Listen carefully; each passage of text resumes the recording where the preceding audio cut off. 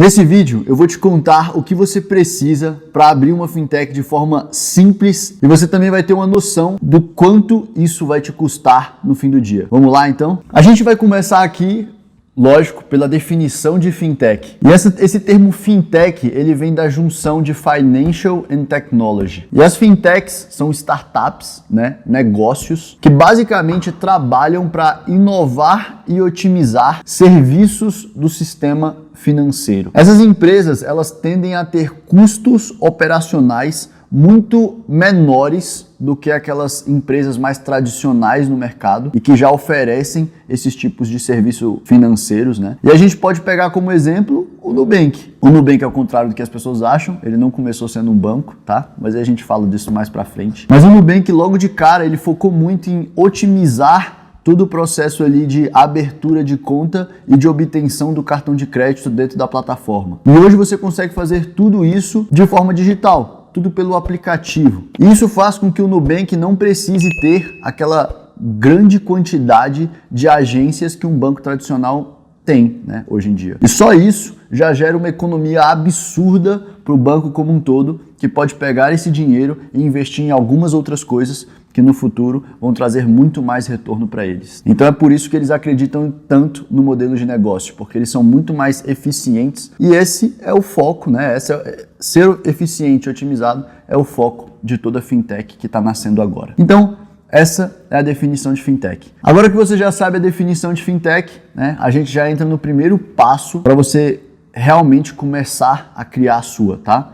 E o primeiro passo é você entender de forma clara qual é a dor que você pretende resolver do seu cliente, do seu potencial cliente. E você precisa ter isso de forma bem específica mesmo, tá? Essa dor precisa ser bem específica. Por exemplo, eu quero melhorar a obtenção de crédito de um nicho específico de pessoas, porque esse nicho eles possuem essa e essa dificuldade na hora de conseguir um crédito no mercado, por exemplo, tá?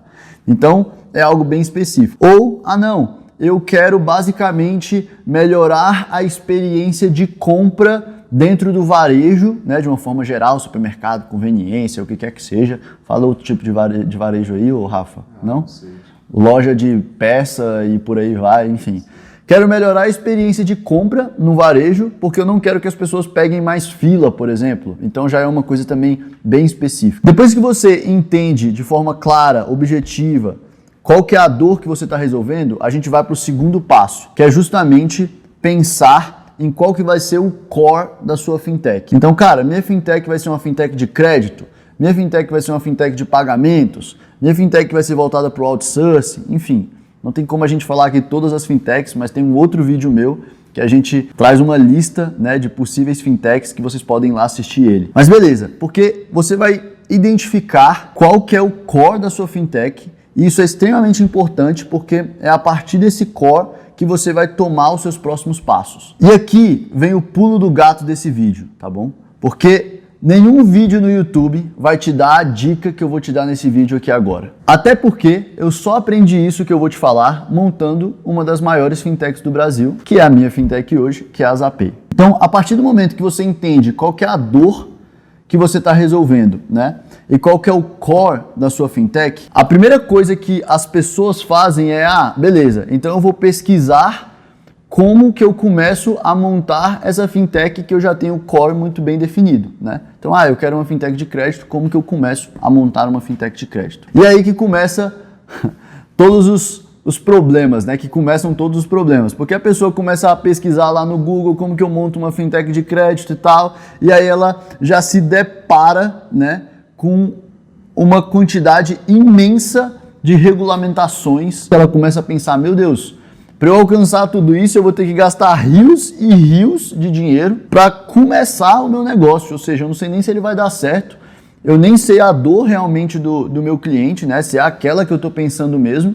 E aí eu já vou ter que gastar rios de dinheiro para começar um negócio, para conseguir todas essas certificações, para dar o pontapé inicial. Mas antes da gente entrar nesse pulo do gato, a gente vai falar um pouco sobre essas regulamentações, tá? Existe uma certificação, que é uma certificação de instituição de pagamento, que muitas fintechs precisam ter, dependendo do produto, né, dependendo do core dessa fintech. E existem alguns tipos de instituições de pagamento. Então vamos supor que você quer criar ali uma segunda Nubank, né? Lógico que alguns diferenciais, mas dentro do seu core, basicamente você vai começar a disponibilizar um cartão de crédito para as pessoas. Então existe uma instituição de pagamento específica, né, que você precisa pedir, né, essa certificação do Banco Central, para você começar a disponibilizar formas de pagamento pós-pagas, né? Então assim, você vai disponibilizar o cartão de crédito para essa pessoa pagar depois para você, né? Então você está concedendo um crédito inicialmente. Existe um tipo específico de IP para isso. Existe um tipo específico de IP se você quer, por exemplo, ter uma empresa de vale-refeição, né, vale-alimentação e por aí vai. Ou cartão, por exemplo, pré-pago, que está tudo dentro do mesmo âmbito, tá? Então, essa certificação de IP, ela é estritamente necessária, né, dependendo do core da sua fintech. Ah não, Caleb, mas o core da minha fintech não é nenhum desses que você falou. O core da minha fintech é dar crédito, por exemplo. Então, provavelmente no futuro, você vai precisar ter uma certificação chamada Sociedade de Crédito Direto, tá? Você vai pedir a autorização do Banco Central, né? Não chega nem a ser uma certificação, é mais uma autorização mesmo, que é a autorização para você operar como uma sociedade de crédito direto, tá? Que é uma empresa que pode conceder esse tipo de empréstimo que você está querendo conceder. Só tem que tomar cuidado e verificar um pouco melhor essa autorização do Banco Central, porque alguns tipos de empréstimo e de financiamentos só podem ser concedidos pela IF, tá? IF é uma instituição financeira, ou seja, um banco. Essa é a autorização mais complexa que é dada pelo Banco Central hoje, né? Porque, cara, nem todo mundo pode virar banco, né? Você tem que ter bastante coisa para você virar banco. Ah, Caleb, a Nubank começou como banco? Não, não começou como banco. A Nubank começou como uma instituição de pagamento que já podia fazer a liberação, né? Poderia dar cartões de crédito para os seus clientes. Então, aqui a gente passou por algumas certificações do Banco Central, né? Algumas autorizações que o Banco Central concede para você poder atuar dentro de um determinado escopo pré-definido, né? Tipo, quero dar crédito, então tem uma autorização para isso. Quero ter um cartão de crédito, né, pós-pago, então tem uma autorização para isso e por aí vai, tá? Mas o que muita gente não sabe é que você pode começar a sua fintech de forma bem enxuta, basicamente terceirizando toda essa tecnologia, tá? E aqui que vem o pulo do gato. Ah, Caleb, você tem uma fintech hoje, você começou já pedindo essa autorização para o Banco Central, gastando rios de dinheiro? Não, eu comecei terceirizando a tecnologia, tá? E aqui que você começa a enxergar que não é tão difícil montar uma fintech quanto parece, pelo menos nesse início aqui. Vou dar alguns exemplos para vocês. Então, cara, eu quero montar uma fintech e dentro da minha fintech eu preciso disponibilizar um cartão de crédito para o meu cliente, né? Dentro do escopo total, esse é um ponto extremamente importante. Existem várias empresas hoje no mercado que já possuem uma tecnologia que elas te dão essa tecnologia, né? E você consegue basicamente fazer a emissão desses cartões de crédito para os seus clientes, tá? Utilizando a tecnologia dessa empresa. Então você consegue ver isso, por exemplo, com Banco Original, tem a própria empresa hoje Melius também, que já tem uma parceria com o Banco BV e por aí vai. Então hoje o que muitas empresas fazem é utilizar tecnologias para viabilizar inicialmente a sua operação.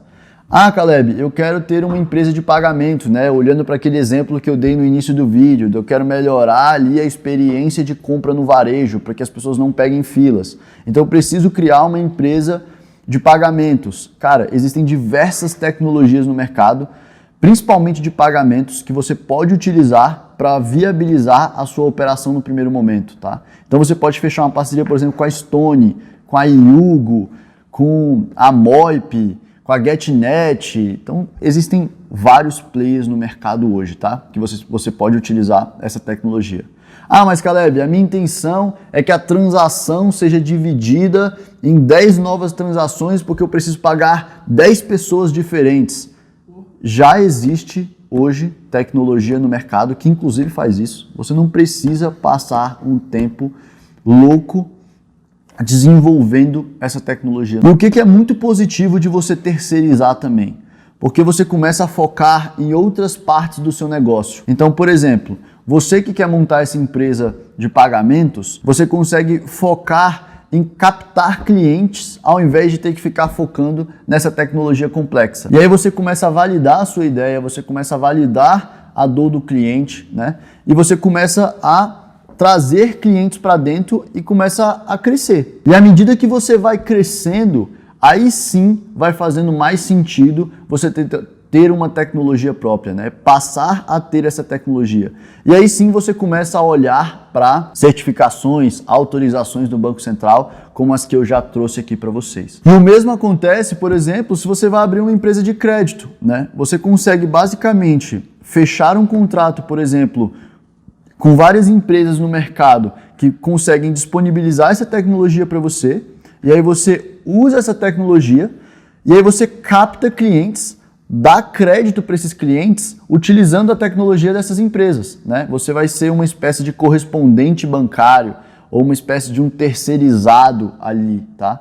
E aí, à medida que você vai provando sua tese, conseguindo mais clientes, aumentando o seu faturamento, crescendo o seu negócio, você começa a pensar em ser certificado, né?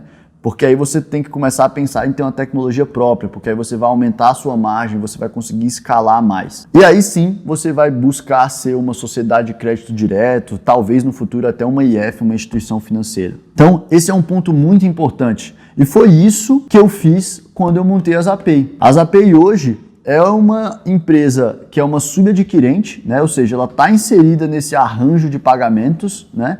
E ela já está caminhando para se tornar uma IP, uma instituição de pagamento. Mas hoje somos grandes, temos uma robustez, né? Já temos uma complexidade e um time para justamente requerer ao Banco Central uma autorização de instituição de pagamento, por exemplo. Tá?